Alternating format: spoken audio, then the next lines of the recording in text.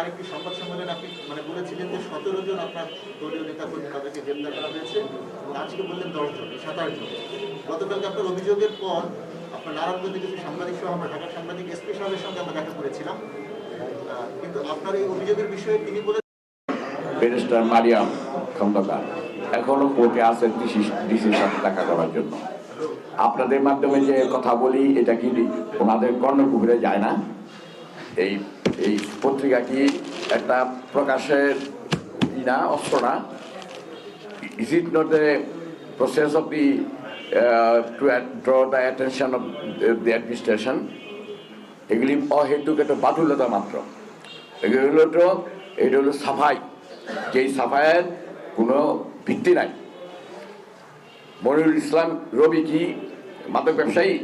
জামাল উদ্দিন যে জামাল হোসেন কালকে হেফাজত, এই যে তার স্বামী এখন পর্যন্ত পাওয়া যাচ্ছে না, আহসান সে কি হেফাজত? এইগুলি হলো প্রশাসন। এই দেশে জজ মিয়া নাটক প্রশাসন সাজাইছে, যেই এই 1952 সনে মাতৃভাষার যারা আন্দোলন করছে তাদের উপরে যারা গুলি করছে তারা কিন্তু অন্য দেশে করে নাই, বাঙালি অফিসাররা গুলি করছে। যে জানা whoever he may be, he is the brigade, they are the police people. তারাই এগুলি করে সবাই। তারা যেই সরকারে থাকুক, সরকারের পতনটা তারাই ডেকে নিয়ে আসে।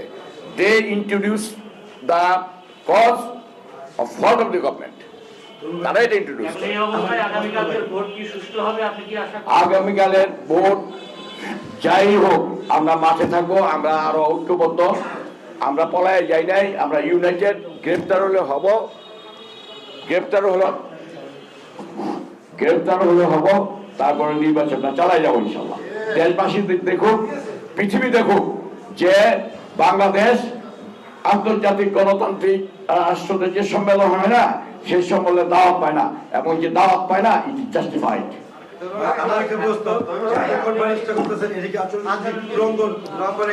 আমি তো ভোট চাই না, আমি তো আপনাদের কাছে আমি প্রচার করতে পারবো না, কিন্তু আমি অভিযোগ না, আমি আমার সমস্যা বলবো না। আমার ঘরে আপনি আগুন লাগাই দিবেন এটা আমি বলবো না, এটা কোন আচরণ বিধি লঙ্ঘন। আমি তো আপনাদের কাছে ভোট চাইনি। ভাই, আপনি এতদিন স্বতন্ত্র প্রার্থী হিসেবে স্থানীয় সমস্যা সেগুলো নিয়ে ভোট চাচ্ছিলেন, শেষ সময় এসে আপনি কি আপনার দল কর্তৃক আসলে জাতীয় রাজনীতির সমীকরণে ভোটের মাঠে কোনো কিছু করার? একটা সত্য কথা বললাম, আমার অভিযোগ তুললাম, আমার লোকজন এরেস্ট হচ্ছে, বারবার আমি আপনাকে অভিযোগ করতেছি, সিসি ক্যামেরা উঠায় নিয়ে যেতেছে। এইটাও কি আপনি মনে করেন আমার কোনো আমি অন্য কোনো ভূমিকা পালন করতেছি? আমার গলার মধ্যে আপনি ফাঁসি লাগাই দিবেন আর আমি জিব্বা বের করে কথা বলতে পারবো না, এটা তো হইতে পারে না। আপনারা তো মিডিয়া আসেনি, আপনাদের মিডিয়াদের দায়িত্বটাই হলো সুষ্ঠু নির্বাচনটা করা। সুষ্ঠু নির্বাচন যেখানে ব্যাঘাত ঘটে সেখানে তো আমি প্রার্থী হিসেবে আমিই বলবো, এবং সেটা আপনারা দয়া করে দেখবেন। It is your more and more, এটা কি বলে, নৈতিক ইথিক্যাল রেসপন্সিবিলিটি। আপনারা এই পরিস্থিতি যেমন মনে করছেন আমি আমরা মনে করছি, তবে আমি এটুকু মনে করি যে মানুষের উপরে যত নির্যাতন হয়, যত অত্যাচার হয়, তত পিপুলস ভোটাররা তত ইউনাইটেড হয়, এবং আল্লাহর রহমতে ভোটাররা ইউনাইটেড। আমাদের নির্বাচন আমরা জয়লাভ করবো ইনশাল্লাহ, লক্ষাধিক ভোটের ডিফারেন্স হবে ইনশাল্লাহ। মরে গেল মাঠ ছাড়বো না, যদি মৃত্যু হয়ে যায়, ডেড হয়ে যায়, তারপর মাঠ ছাড়বো। আমার কোন নেতা কর্মী মাঠ ছাড়বে না। ডিসি সাহেব এবং এসপি সাহেবকে অনুরোধ করবো যে আপনারা প্রজাতন্ত্রের কর্মচারী, জনগণের সেবা করা আপনাদের দায়িত্ব। আপনাদের বিবেকের উপরে ছেড়ে দিলাম। বহুবার আপনাদের রিকোয়েস্ট করছি প্রো মিডিয়া, এবার বিবেকের উপরে ছেড়ে দিলাম, কারণ আপনাকেও একদিন এই চাকরি ছেড়ে চলে যেতে হবে, রিটায়ার্ড আপনাকে করতে হবে, এবং আল্লাহর দরবারে জবাবদিহি করতে হবে। ডিসি সাহেব, এসপি সাহেব,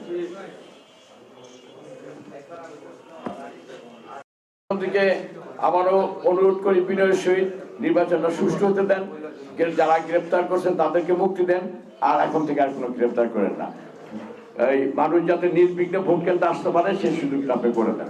আর সিসি ক্যামেরা যেগুলি উঠাই নিয়ে গেছে, এই সিসি ক্যামেরাগুলি যেন পুনঃস্থাপন করা হয় স্কুলগুলি থেকে, বিভিন্ন স্কুল থেকে। আমার আদর্শ স্কুল থেকে, আমার বাড়ির পাশে যেটাকে আমি ভোট দেবো সেখানে।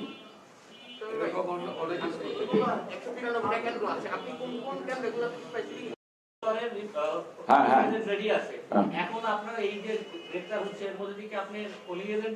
পুলিশ এজেন্ট আছে। আর যখন বাড়ি বাড়িয়ে যায় একটা এলাকায়, যদি এই এলাকায় সব পুলিশ আমাকে খুঁজে, আমার লোক অন্যান্য লোকজন সাবধান হয়ে যায়, এটা তো আপনি জানেন। এটা আমি কোনো ভোট কেন্দ্রকে ঝুঁকিপূর্ণ মনে করি না। আমি ঝুঁকিপূর্ণ মনে করি পুলিশের আচরণকে। আমি ভোট কেন্দ্রকে বা কোনো এলাকাকে ঝুঁকিপূর্ণ মনে করি না। আমি পুলিশ এবং প্রশাসনের আচরণকে ঝুঁকিপূর্ণ মনে করি। ইনশাল্লাহ আমার পুলিং এজেন্টের কাগজ চলে গেছে। পুলিং এজেন্টের একটা সেট আমার কাছে রিজার্ভ আছে, আর একটা সেট আমাদের লোকদের কাছে রিজার্ভ আছে। হ্যাঁ, পুলিশ এজেন্ট ও পুলিশ, আমি বললাম তো, কোনো তারা হয়তো 12, 13 এবং 12কে তারা ঝুঁকিপূর্ণ মনে করছে। জাহাঙ্গীর কবির নানক সাহেব তার একটা টক শোতে বলছেন 13টা হলো আমার নিজের এলাকা, যে এলাকা আমার ভাই দীর্ঘদিন যাবৎ ছাত্র অবস্থায় গিয়ে সেখানে কাউন্সিলর। আর 12টা হলো আমাদের পার্শ্ববর্তী সরকার দলীয় এমপিদের এলাকা। এমপিদের এলাকা, সরকারি দলীয় এমপিদের এলাকা ঝুঁকিপূর্ণ হবে কেন? তারা তো নিজেরাই ঝুঁকিপূর্ণ মনে করছে। এটা জাহাঙ্গীর কবির নানক কালকে একটা টক শোতে বলছে, চ্যানেল আইতে বলছে, যে এই কথাটা বলার জন্যই আমরা ডিসির কাছে গেছিলাম। 13টা হলো আমার এখানে 2টা স্কুল আছে, ওই 2টা স্কুল আমার মার নামে বা আদর্শ স্কুল, এগুলো আমরা প্রতিষ্ঠা করছি। এইসব কারণে তারা হয়তো বলতে পারে, কিন্তু 12টা তো তাদের এমপির এলাকা, 2 এমপির এলাকা। তো 2 এমপির এলাকা, তারা নিজেদের এলাকাকে নিজেরা ঝুঁকিপূর্ণ মনে করলে আমাদের কি করা হবে? আমি কোনো কেন্দ্রকে ঝুঁকিপূর্ণ মনে করি না। প্রশাসন এবং পুলিশের আচরণকে, নির্বাচন কমিশনের আচরণকে আমি ঝুঁকিপূর্ণ মনে করি। ধন্যবাদ। দেশের সর্বময় ক্ষমতার মালিক সংবিধানের 48-এর ক ধারা অনুযায়ী মাননীয় প্রধানমন্ত্রী রাষ্ট্রপতির সাথে কি পরামর্শ করবে, এটা কোনো আদালত প্রশ্ন করতে পারবে না। অতএব হার এক্সিলেন্সি মোর পাওয়ারফুল ডিসকাভারি।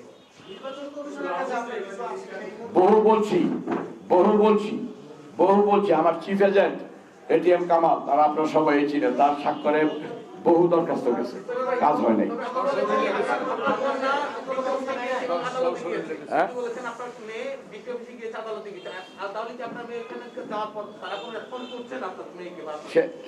সেখানে কাজ করছে, কারণ আমাদের লোকজন তো সেই যে ব্যারিস্টার লয়ার, আমি তো যেহেতু এখানে প্রেস কনফারেন্স করছি, আমি যেতাম, কিন্তু সে যাচ্ছে সেখানে দেখতেছে, কারণ আমি এটা অথেন্টিকেট রিপোর্ট ছাড়া তো আপনাকে বলতে পারি না।